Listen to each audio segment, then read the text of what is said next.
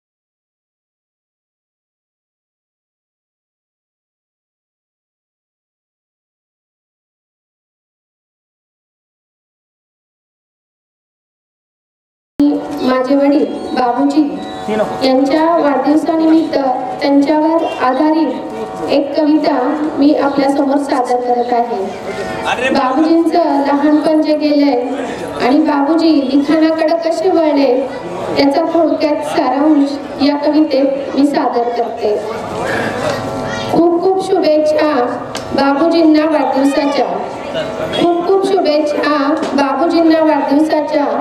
मारुतीराव यांचे पिता, इंदिराबाई यांची माता, भाऊ 5 पांडव, बहिणी होत्या 4, गोकुळांनी होता सारा हा परिवार। सर्वात खोडकर हा निळकंठ, खोड्या करी भारी जसा कृष्णच नटखट।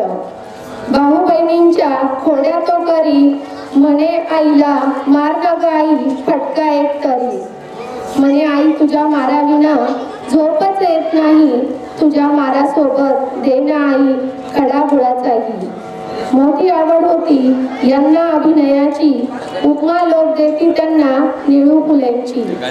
नाटकाच्या मंचावर होता निळू बाळ, तिकडे घरी आला हो काळा काळ। आईला त्याने ओढूनी नेले, सारी लेकर त्याने ओरकी केले। ताटातूट केली देवा चिमणी पाखरांची, आई आई टाहो होता चहू दिशांनी। ज्यांना म्हणे बापू आई माझी आणुनी, आईसाठी घेतली हो हाती ही लेखणी। तेव्हापासून चालू आहे वाट ही लिखाणाची आणि निळकंठाच्या मंजुळ कंठाची। थोर महंत अरुणगिरीजी संत, मिळाली प्रेरणा आणि आशिष लिहिण्या ग्रंथ। 4 बहिणी आम्ही, भाऊ आहे एक, वडिलांचे आम्ही किती गाऊ कौतुक।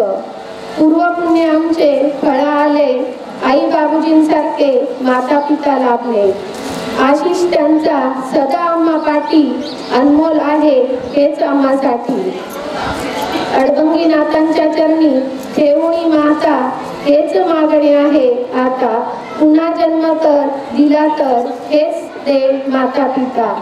हीच विनवणी तुझला देवा, अशीच घडू दे तुझी त्यांच्याकडून सेवा, अशीच घडू दे त्यांच्याकडून तुझी सेवा.